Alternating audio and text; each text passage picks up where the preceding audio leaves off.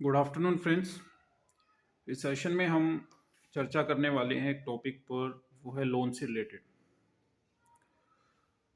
आप जब भी लोन लेने के लिए बैंक में जाते हैं, बहुत सारी स्कीम्स होती हैं बैंक की जिनके अंडर आप अप्लाई करते होंगे। तो मैं आपसे एक लाइव एक्सपीरियंस शेयर करूंगा इसमें। ये टॉपिक जुड़ा हुआ है पीएमईजीपी स्कीम से, प्रधानमंत्री एम्प्लॉयमेंट गारंटी स्कीम। स्कीम के अंडर गवर्नमेंट आपको सब्सिडी देती है लोन पर। जो लोन आप बैंक से लेते हो उस पर 35% सब्सिडी होती है अगर आप कोई भी यूनिट ग्रामीण क्षेत्र में खोलते हो। अगर आप कोई कारोबार शहर में खोल रहे हैं तो उस पर सब्सिडी रहती है 25%। डिपेंड करता है आपकी कैटेगरी क्या है, ओबीसी में है, एससी में है, एसटी में है या फिर महिला है। तो उनकी डिटेल्स आप उस पर चेक कर सकते हैं। तो मैं एक एक्सपीरियंस आपसे शेयर करता हूँ अभी का, हाल फिलहाल अभी जो हमने लोन के लिए अप्लाई किया उसके लिए। यही सेम स्कीम थी पीएमएजीपी। पहले हम अप्लाई करने वाले थे मुद्रा स्कीम से रिलेटेड। मुद्रा स्कीम में आपको कोई सब्सिडी नहीं मिलती है, इसलिए हमने डिसाइड किया कि हम पीएमएजीपी के थ्रू जाएंगे। पीएमएजीपी स्कीम जो है उसका ऑनलाइन एक आवेदन भरा जाता है, वो हमने अप्लाई किया। एप्लीकेशन फॉर्म भरा, उसमें काफ़ी डिटेल्स होती हैं और आपके व्यवसाय से संबंधित, आपसे संबंधित, और उसमें कुछ डॉक्यूमेंट्स हम अपलोड करते हैं। जैसे आपका पैन कार्ड हो गया, वो नंबर अपलोड किया आपने, आधार नंबर अपलोड किया, उसमें आपकी क्वालिफ़िकेशन क्या है वो मेंशन करेंगे, उसका एक डॉक्यूमेंट्स आप उसमें अपलोड करते हैं। इसके साथ साथ आपको अपना एक प्रोजेक्ट रिपोर्ट क्या है आपकी, क्या व्यवसाय करने वाले हैं उसकी रिपोर्ट एक बनवानी होती है, उसका भी एक डॉक्यूमेंट्स आप अपलोड कर देते हैं।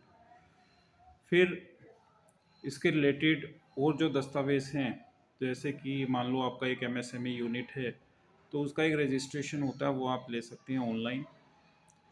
आप उसके लिए भरेंगे तो with in half an hour वो आपका रजिस्ट्रेशन एक नंबर होता है वो आपको दे दिया जाता है। इसके बाद ये फ्री ऑफ कॉस्ट होता है, इस आवेदन का कोई पैसा नहीं लगता आपसे। हो सकता है 40-50 रुपये, जो अगर आप किसी कैफ़े से भरते हैं तो वो चार्ज आपको आएगा। अदरवाइज़ आप फ़ोन से भी भर सकते हैं, अपने खुद के फ़ोन से या लैपटॉप से। जैसा कि हमने ये अप्लाई किया था तकरीबन 20 दिन पहले, तो ये जो प्रोसेस है इसमें कुछ अड़चनें होती हैं, उन पर मैं थोड़ा फोकस करूँगा क्या होती है। बहुत सारे लोगों के मध्य एक विचार आता है कि हम जब भी लोन लेने जाते हैं बैंक से तो हमें कुछ ना कुछ उनको जो है कमीशन देना पड़ता है। ये एक आम बात हो गई है आजकल। और कोई 10,000, 20,000, 30,000, 50,000, इवन 1 लाख रुपीज़ तक भी आप लोग कमीशन कई बार एग्री कर लेते हैं कि चलो ठीक है मैं दे दूंगा। हम लोगों के दिमाग में यही विचार लोगों ने डाला हुआ था कि भाई कुछ ना कुछ कमीशन देना पड़ेगा अगर लोन लेना है तो। हमने अप्लाई किया। जो आपकी स्टेट होती है उसकी एक ब्रांच होती है, हेड ब्रांच। केवीआईसी से हमें जो सब्सिडी मिलती है वो गई अम्बाला में। अम्बाला से उन्होंने जो है हमारी फ़ाइल प्रोसेस की। वो फाइल प्रोसेसिंग की मतलब कह सकते हैं एंड पर थी, तो फाइल प्रोसेस होने वाली थी। तो उनकी तरफ से एक जवाब आता है कि आप अपनी होम ब्रांच में एक बार कंफर्म कर लें कि वो कितने दिन में जो है आपका लोन सैंक्शन कर देंगे। तो उनके कहे अनुसार मैंने विज़िट किया अपनी होम ब्रांच में। मैंने उनसे बात की, वहाँ के लोन मैनेजर से। हांसी में हमारी ब्रांच पड़ती है, मैंने उससे बात की। तो उनका जो रवैया रहता है थोड़ा, उनको ऐसा लगता है कि जैसे हम अपने घर से दे रहे हैं कुछ। तो वो एक बर्डन सा फील करते हैं डॉक्यूमेंट्स का, क्लाइंट्स का, कस्टमर का। कि बहुत सारे कस्टमर हो सकते हैं उनके पास आते हों और एक बर्डन वो महसूस करते हों कि मैं कम से कम जो है एप्लीकेशन अप्रूव करूँ, कम से कम लोगों के साथ जो है मतलब लोगों के डॉक्यूमेंट्स लूँ ताकि मुझे कम काम करना पड़े। ये भी एक मतलब तरीका होता है चीज़ों को टालने का। तो पहली मीटिंग में उन्होंने मुझे कहा कि ऐसा नहीं होता है। फिर मैंने उनको समझाया कि ये लोन जो है साइट पर आप देखें, मैं देख कर के आया हूँ गवर्नमेंट की जो डिटेल्स हैं पीएमईजीपी स्कीम्स में। फिर उन्होंने कहा ओके ठीक है। तो फिर काफ़ी क्वेश्चंस आपसे किए जाते हैं कि इसमें क्या आप परचेज करेंगे, क्या नहीं करेंगे, इस तरीके के क्वेश्चंस रहते हैं। हालांकि आपने एक प्रोजेक्ट रिपोर्ट उनको सबमिट की होती है तो उनको आइडिया रहता है उसको रीड करने के बाद कि आप कहाँ कहाँ क्या खर्च करने वाले हैं। फिर भी वो क्वेश्चंस अपने कंफर्ट के लिए आपसे पूछे जाते हैं। शायद एक ये प्रोसेस का पार्ट हो। उसके बाद उन्होंने मुझे कुछ ऐसा आंसर दिया जिसको सुन के मैं थोड़ा चौंक गया। वो आंसर ये था उनका, हाँसी की ब्रांच का,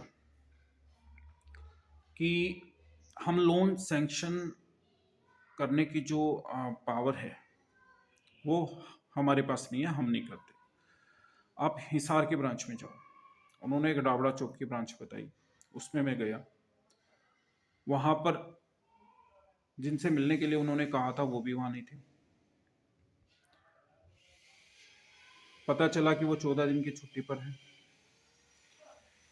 फिर वहाँ के जो चीफ मैनेजर थे उनसे मैं मिला।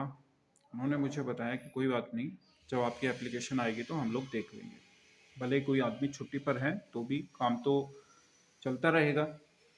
तो मुझे उनका रिएक्शन, उनका एक्शन और कह सकते हैं उनका रिस्पॉन्स काफ़ी पॉजिटिव लगा। मैंने कहा कि जब आपकी एप्लीकेशन हमारे पास आएगी, उन्होंने समझाया भी मुझे कि अम्बाला से जो आपकी सब्सिडी की रिक्वेस्ट है और जो आपकी एप्लीकेशन है वो जाएगी आपकी होम ब्रांच में, हाँसी में, और हाँसी से जो है हमारे पास आएगी फाइनल, और फिर हम देखेंगे उसको सैंक्शन करना है कि नहीं है। तो उन्होंने कहा हम देख लेंगे। तो उनसे बात करने के बाद मुझे थोड़ा सा पॉजिटिव लगा। हालांकि हाँसी की ब्रांच से जो मैंने बात की थी तो मुझे काफ़ी गड़बड़ लगा कि ये लोग शायद लोन सैंक्शन नहीं करना चाहते हैं या इनकी मंशा नहीं है किसी कोई स्कीम का बेनिफिट ले। बहुत सारे ऐसे कर्मचारी होते हैं जो काम नहीं करना चाहते हों या फिर काम का लोड नहीं लेना चाहते हों और लोगों को टरकाते रहते हैं कि आज वो छुट्टी पर है, आज ये छुट्टी पर है। तो वही सब चल रहा था। इसके मध्य मुझे लगा, जब मैंने पाया कि 14 दिन की कोई छुट्टी पर है और अब वेट करना पड़ेगा, उन्होंने कहा हाँसी की ब्रांच से, तो मैंने डिसाइड किया कि अब मुझे कुछ करना चाहिए, ऐसे तो काम नहीं चलेगा। तो आई फाइल्ड अ कंप्लेंट। मैंने एसबीआई के चेयरमैन को कंप्लेंट किया, प्लस एक कस्टमर केयर नंबर था उनका, उसको कंप्लेंट किया। एक और नंबर था उनका कस्टमर केयर पे, ईमेल आईडी, उस पर मैंने कंप्लेंट डाली। 3 कंप्लेंट मैंने डाली। हुआ ये कि विद इन 48 आवर्स, मतलब अभी इसको 36 आवर्स ही हुए थे, 36 घंटे के अंदर ही मुझे कॉल आ जाता है। बार बार कॉल आने स्टार्ट हो जाते हैं कि सर आपने ये क्या कर दिया, क्या हुआ, इशू क्या है आप बताएं, इशू को रिजोल्व करते हैं। फिर उनके फ़ोन कॉल्स आने स्टार्ट होते हैं और वो उन्हें इशू की गंभीरता का अंदाज़ा हो जाता है कि अब जो है बात हमारी जॉब पर आ गई है। कोशिश करते हैं फ़ोन पे, काफ़ी लोगों ने फ़ोन किया मुझे, 8-10 फ़ोन आए मुझे कल की डेट में। उसके बाद आज फिर बैंक मैनेजर ने मुझसे बात की 1-1.5 घंटे, चीज़ों को शॉर्ट आउट करने की कोशिश की। जो उनके कर्मचारी थे जिनका ये रवैया था, जिनकी वजह से जो इशू खड़ा हुआ, उनको भी उन्होंने समझाने की कोशिश की। इधर मेरे से भी बातचीत की और फिर फाइनल जो है हमने ये निर्णय लिया कि चलो कोई बात नहीं, एक मौका दिया जाए। तो उन लोगों को मौका दिया। तो मुझे लगा कि ये जो रवैया है वो लोगों का तभी चेंज होता है जब कोई उनके अगेंस्ट एक्शन ले। क्योंकि ऐसी जो कंप्लेंट होती हैं वो 6 महीने में एक आध, साल में एक आध होती होंगी। बहुत सारे लोग हैं जिनको पता ही नहीं है कि हम क्या करें। अब वो सर पे बैठ जाते हैं कर्मचारी कि भाई नहीं हो रहा है तो नहीं हो रहा है, राइट।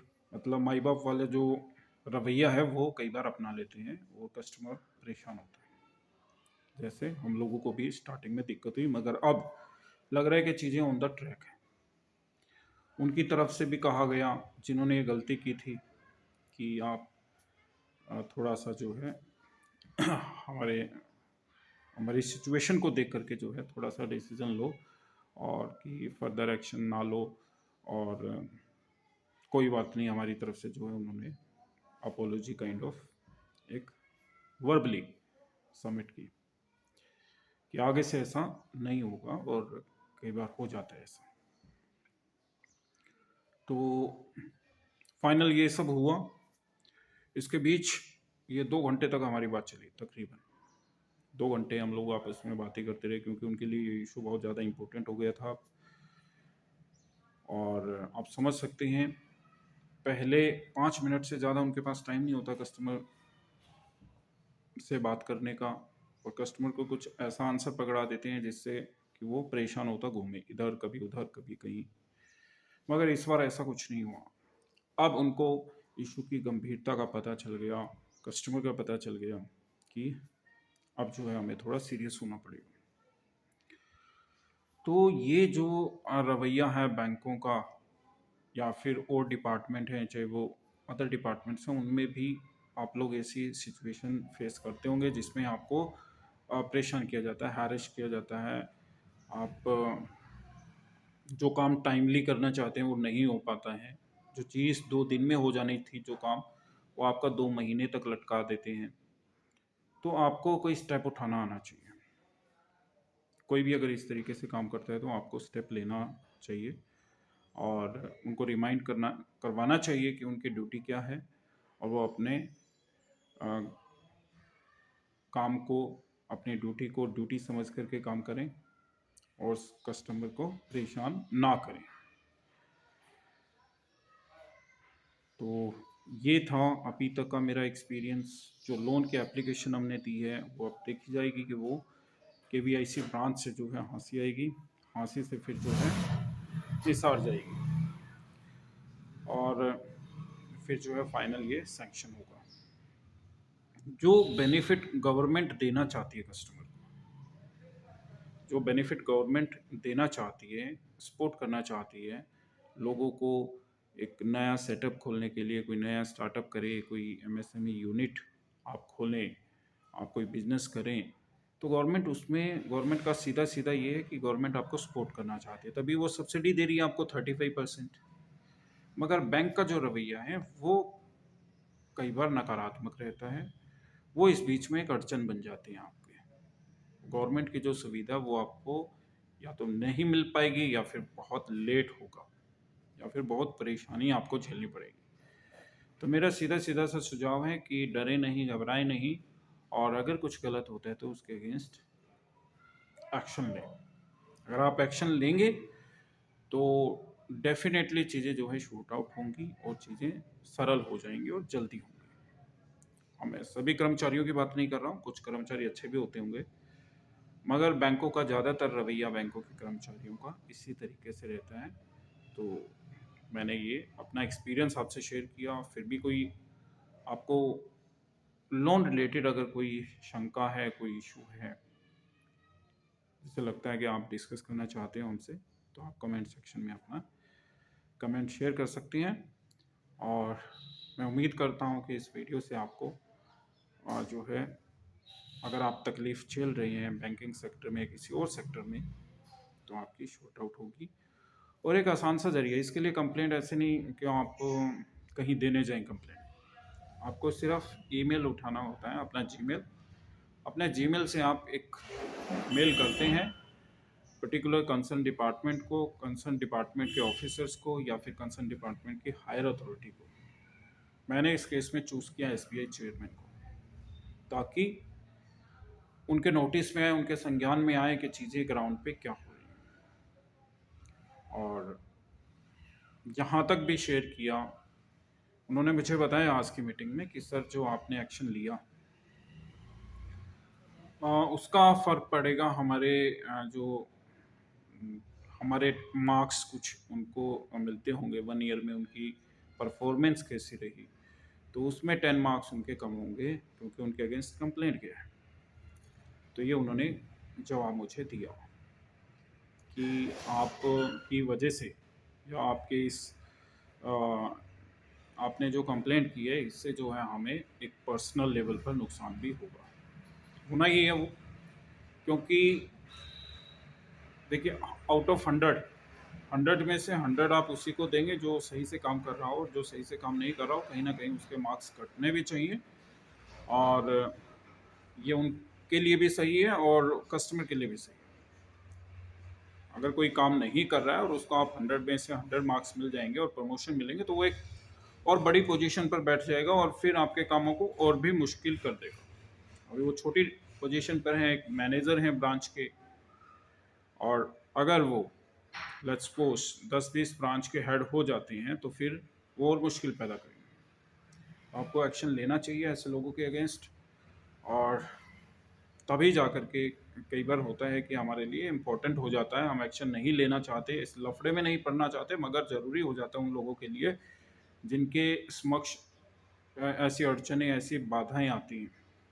तो डरे नहीं, घबराए नहीं, कंप्लेंट ऑनलाइन हो जाती है, ऑनलाइन कंप्लेंट करें और वो कंसर्न डिपार्टमेंट तक जाती है। 48 आवर्स में आपको उसका रिप्लाई भी मिलता है, फिर आपको फ़ोन कॉल्स भी आएंगे, फिर माफिया स्टार्ट हो जाएंगी, फिर सॉरी, अपोलॉजी, जो भी उनको करना है वो अपनी हर संभव कोशिश करेंगे कि इस मैटर को शॉर्ट आउट कर लें। नहीं करते हैं तो इससे बड़ा भी उनको नुकसान झेलना पड़ सकता है।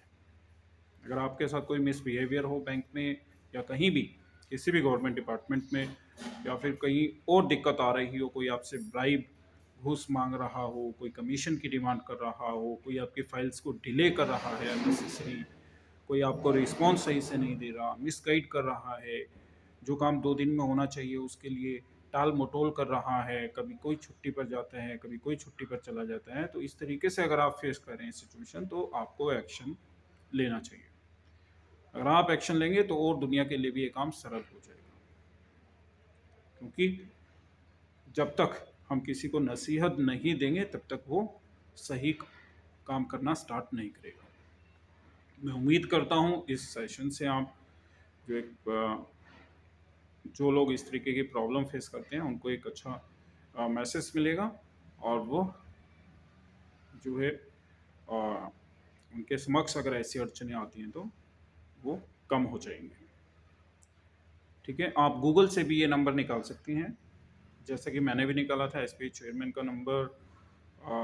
हालांकि उनकी ईमेल जो आईडी है उस पर आप इजीली उनसे कनेक्ट कर सकते हैं, और जो आपके कस्टमर केयर नंबर होते हैं वो भी आप गूगल से निकाल सकते हैं, और उनकी कस्टमर केयर आईडी भी होती है, उस पर आप एक मेल राइट करें और उसी को जो है तमाम विभागों में भेज दें, और 2-3 कंसर्न डिपार्टमेंट में जब आपकी मेल चली जाएगी तो आपको विदिन 48 आवर्स रिस्पॉन्स आएगा, और उससे एक नसीहत मिलेगी इन सभी कर्मचारियों को, और